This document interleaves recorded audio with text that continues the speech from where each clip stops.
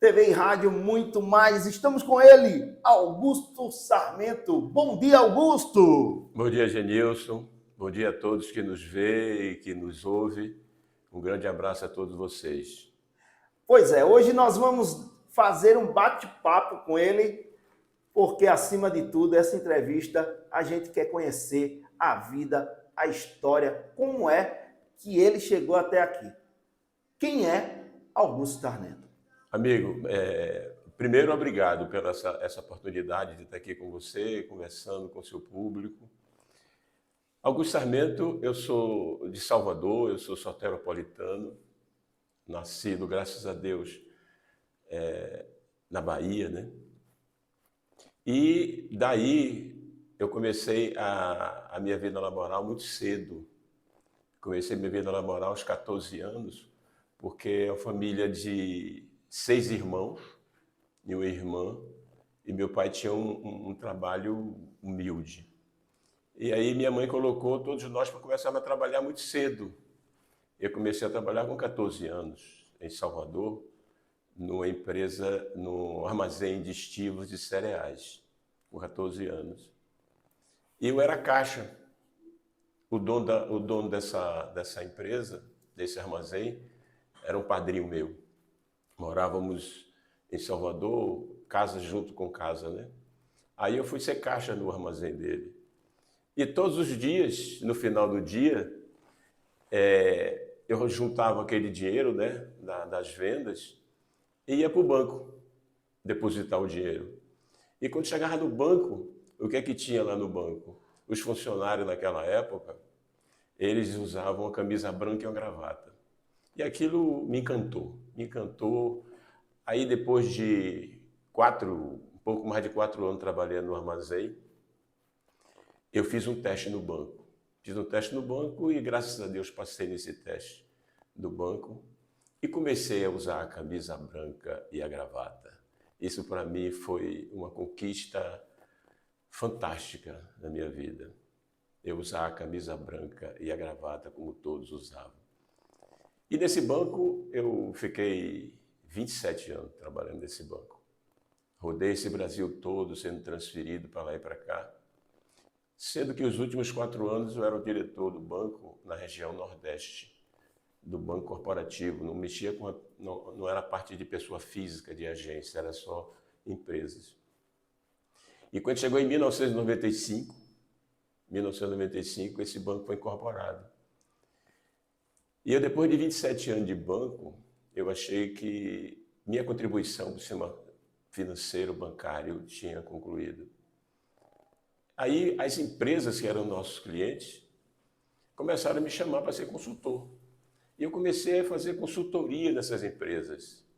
E para mim foi muito gratificante, um horizonte aberto muito grande, porque eu fiz consultoria em empresa de material de construção, fiz consultoria de empresa de exportação de uva, fiz consultoria para empresa de embutidos, uma série de empresas. Isso alargou mais o meu horizonte de conhecimento. E em função desse trabalho no armazém, esse trabalho no banco e esse trabalho de consultoria, é que eu fui construindo um livro, toda a minha experiência de muitos acertos e muitos erros, muitos equívocos cometidos por mim. E esses erros e esses equívocos, a gente não colocou embaixo do tapete. Pegou esses equívocos e esses erros e foi estudar eles. Estudar, compreender o porquê dos erros, porquê dos equívocos. Isso me colocou num horizonte também diferente, né? De procurar aprender com os erros. E esse livro que eu escrevi, ele tem 17 capítulos. Nesses 17 capítulos, ele é muito direcionado ao pequeno empresário, o médio empresário. Porque ao longo dessa minha vida laboral, eu entendi que 85% das empresas desse porte, elas acabam fechando as portas, porque ela não tem um direcionamento legal com relação à estrutura de gestão da empresa. Ela mistura muito a parte do empresário com a parte física da família. E isso acaba confundindo o controle dos negócios. E principalmente, conhecimento. Muitas vezes tem um conhecimento do produto, mas não tem um conhecimento da gestão. Ou quando tem um conhecimento da gestão, não tem um conhecimento do produto. E aí acaba contratando pessoas também para ajudar ele a elaborar no trabalho, no dia a dia. E essas pessoas, ele simplesmente coloca para trabalhar. Essas pessoas não são treinadas anteriormente para ter conhecimento daquilo que vai vender, para ter conhecimento do mercado que vai atuar, para ter conhecimento holístico daquilo que ele vai empreender. Esse é um grande problema, entendeu? Das empresas que estão. E aí esse livro tem 17 capítulos, como eu já falei. Ele é direcionado justamente para isso. É mercado, é capital de giro de terceiros, que é oneroso, capital de giro próprio. Quando é capital de giro próprio, o empresário quer um retorno muito rápido. Ele tem que entender que investimento é investimento, tem um prazo de maturação, um prazo para retorno. Não é botar o dinheiro e daqui a pouco está começando a ganhar dinheiro. Não é assim que funciona. Então, esses entendimentos, tem 17 capítulos, eu coloquei um que é um pouco diferente, que é a visão de helicóptero.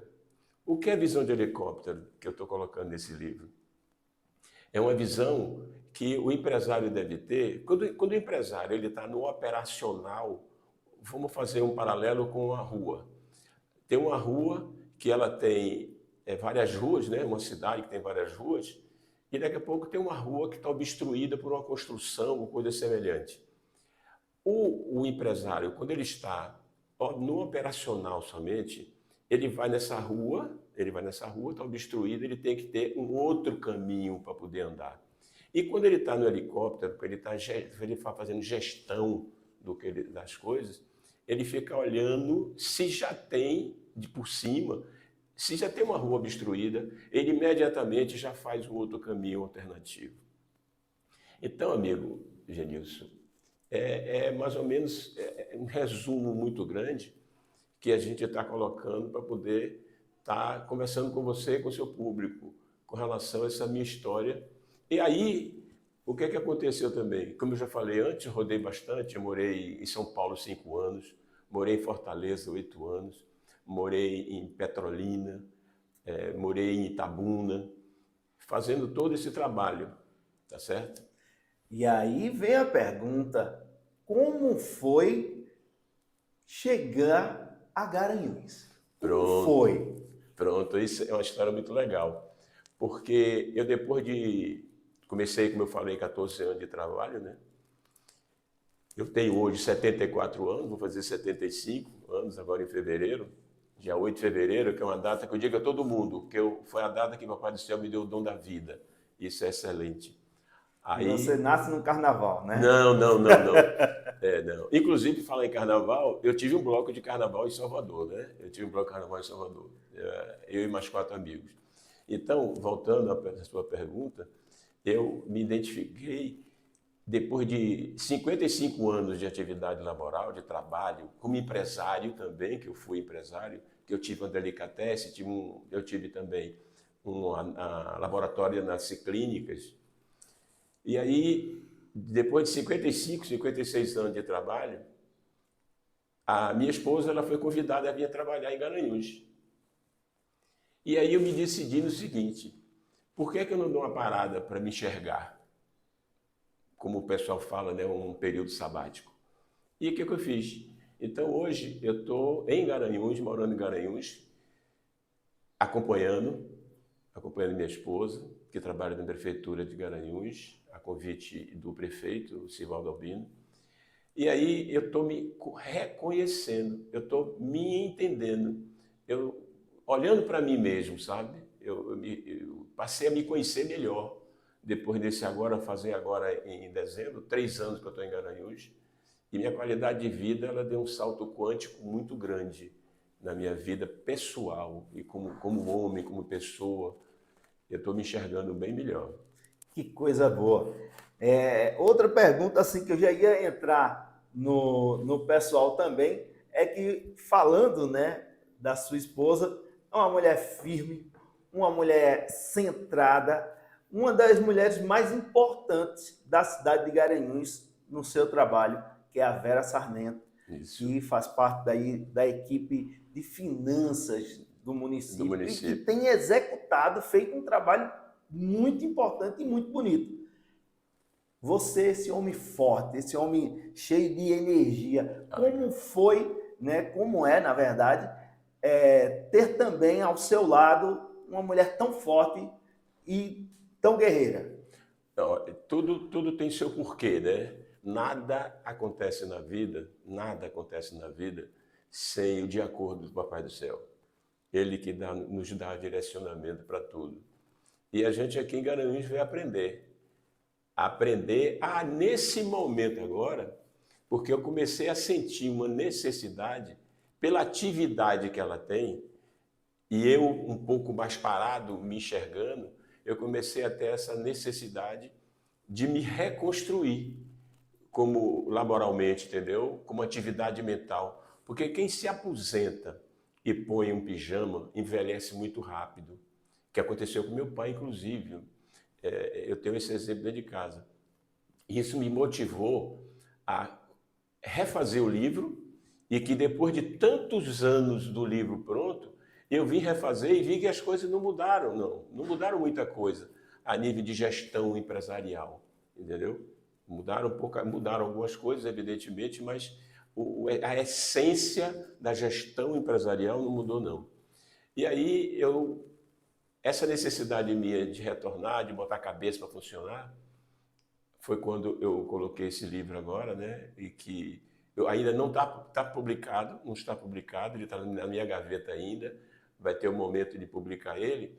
E eu estou, desses 17 capítulos, o que é que eu fiz? Eu condensei esses 17 capítulos em 5 módulos para fazer palestra. Porque na Bíblia diz o seguinte, né? Eu te dei alguns talentos, tem isso na Bíblia, e quem enterrou os talentos e não multiplicou, ele não gostou dessa pessoa, e quem multiplicou esses talentos, ele deu graças a Deus.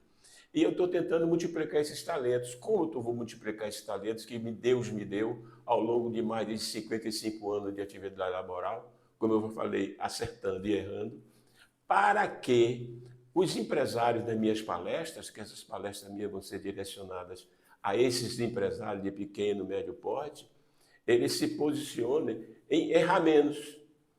Vai acontecer algum erro? Pode acontecer, é claro, né, do dia a dia, mas para ele errar menos. Então, essas palestras vão ser direcionadas para esse público empresarial de pequeno e médio porte, para eu transferir para ele, mostrar para ele onde eu errei, para que eles não cometam os mesmos erros.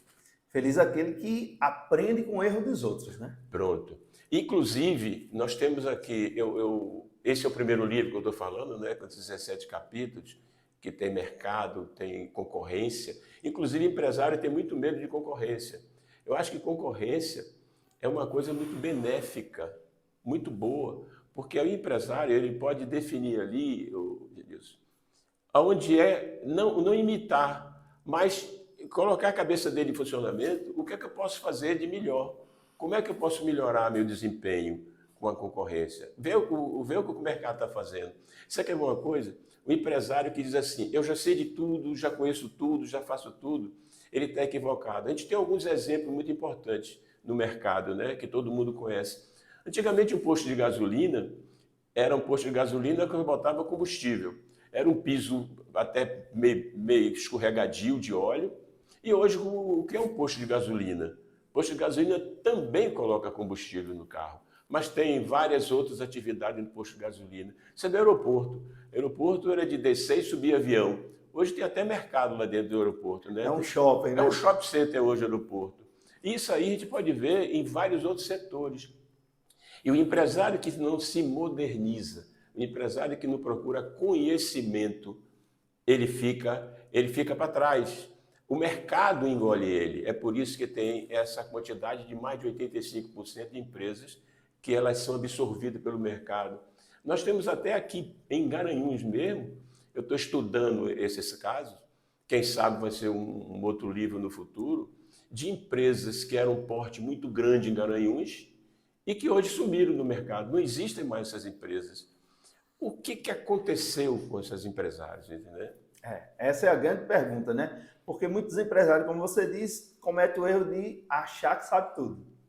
Quando você acha que sabe tudo, não sabe de nada. Não sabe nada. Quando você cita a Bíblia, também existe uma passagem na Bíblia que a pessoa citada tinha 90 e poucos anos, ele diz: eu sei que eu não sei de nada, ainda estou aprendendo. Então, se uma pessoa que chegou nessa idade está dizendo que está aprendendo, quem somos nós, né? Eu estou dizendo a você o seguinte, então, me permita utilizar um pouco na minha vida pessoal. Eu, com 74 anos, eu comecei a aprender. Eu estou reaprendendo, eu estou revigorando meus conhecimentos com esse novo modelo de vida, de escrever, publicar e fazer palestra, conversar com as pessoas. Hoje fala-se muito em coaching, né? Então você vê aí meio que um coaching, né? Pronto.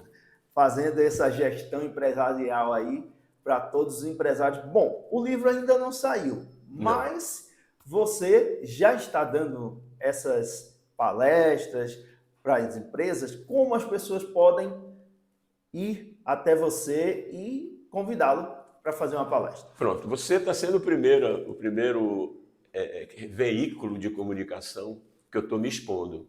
Eu não fiz isso ainda em nenhum momento a nenhum veículo de comunicação e de exposição. Estou fazendo agora com você e te agradeço. Já tem algumas situações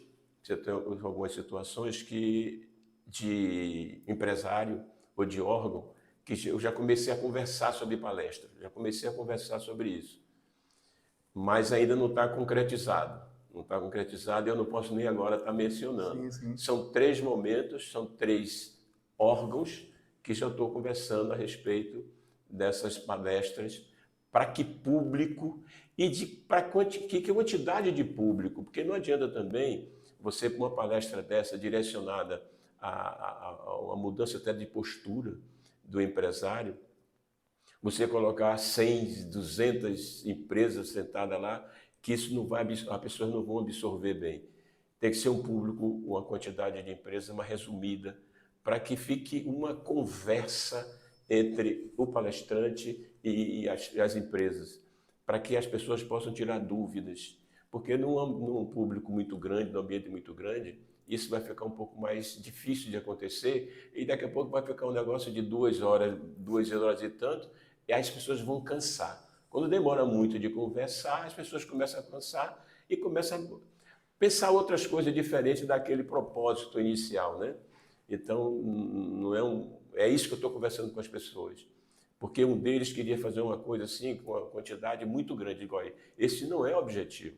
Esse não é a forma mais que produza mais efeitos, sendo muita gente. A gente pode fazer a palestra 2, 3, 4 momentos diferentes para essa quantidade de público, entendeu? Até porque cada empresa tem os seus problemas, como um todo, não muda. Porém, o que uma empresa grande, o problema que a empresa grande tem é diferente da empresa pequena e você quer dialogar com o empresário. Perfeitamente. Você quer ver um detalhe assim muito importante, que eu sofro com isso, e os homens normalmente vão sofrer com isso?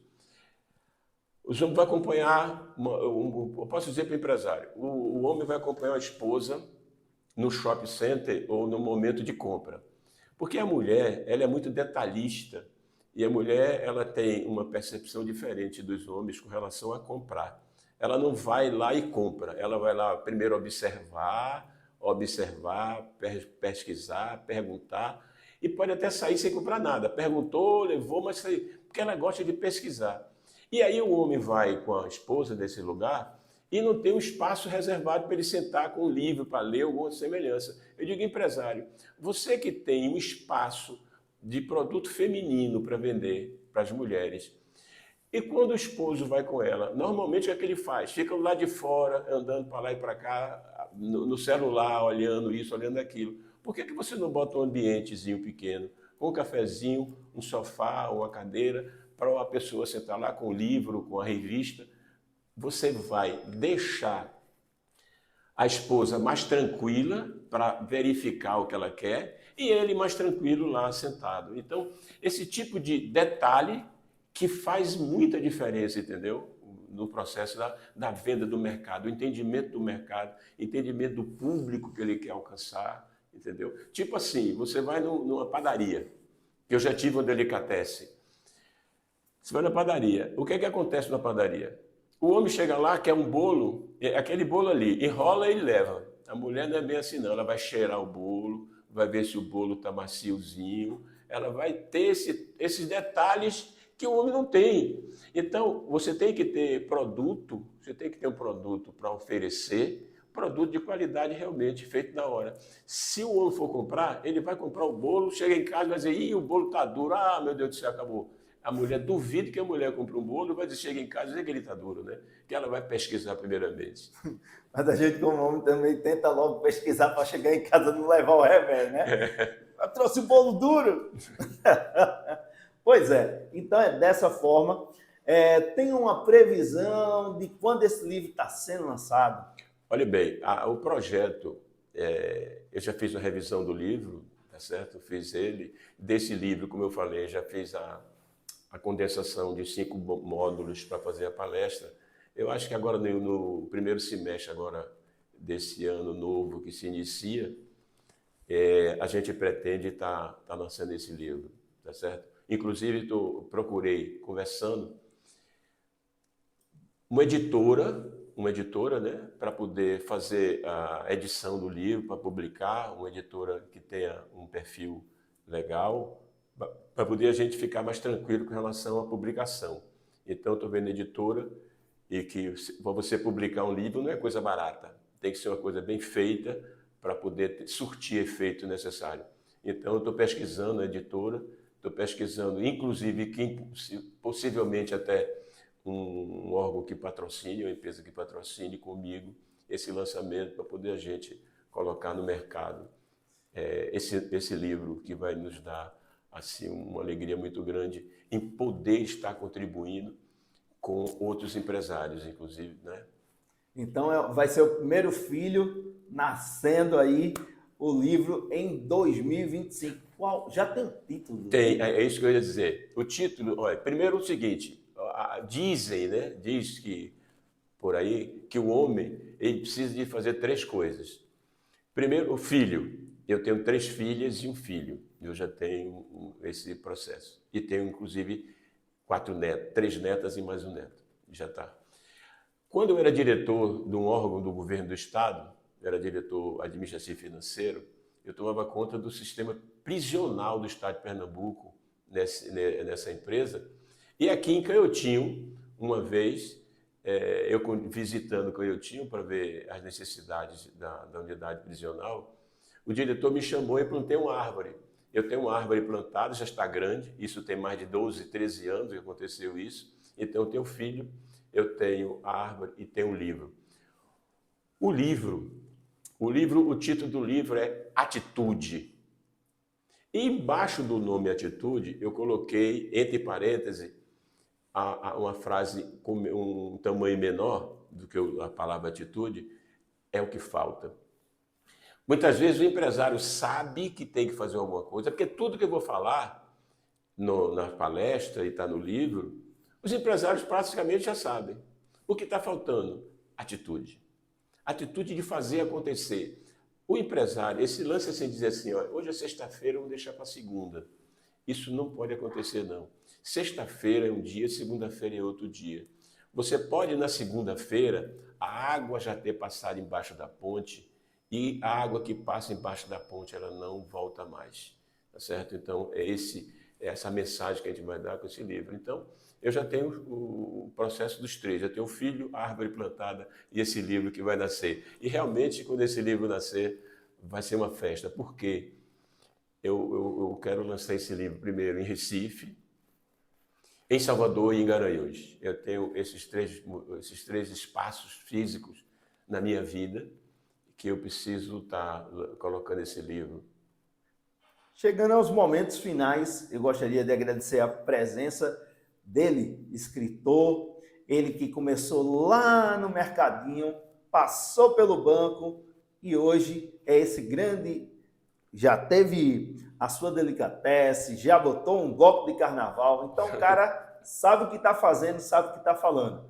Com vocês, Augusto Sarmento. Augusto, momentos finais, quiser deixar suas redes sociais, seu contato, para que as pessoas, os empresários possam entrar em contato com você e agendar uma palestra. Amém. Obrigado por essa oportunidade, Edilson.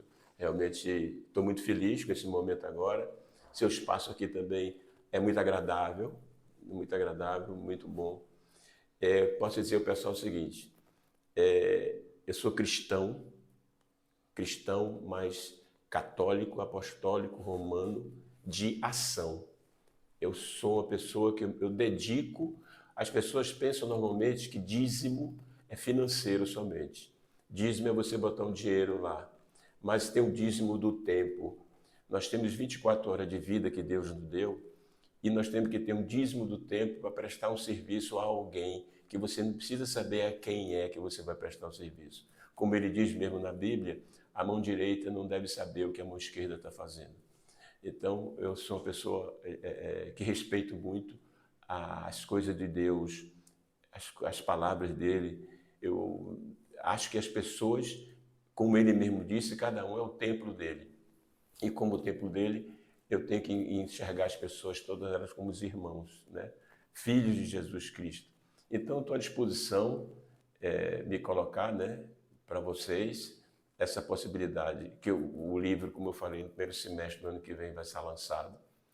E estou me colocando à disposição para tirar dúvida, independente do livro. Meu contato, meu e-mail é Augusto Sarmento, né, 65. Quando eu tinha 65 anos, que eu botei Augusto Sarmento 65, @gmail.com.